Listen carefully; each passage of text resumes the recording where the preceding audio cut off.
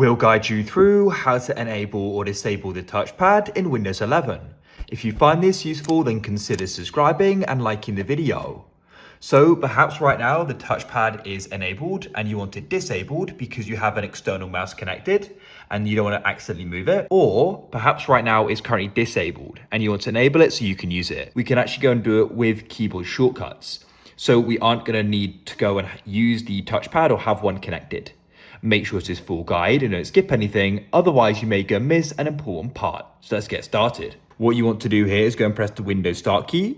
Go and type in touchpad settings. You should go and get suggested it. You can then press enter and they're going to go and open up. Now at the top here, you can go and see touchpad and the switch.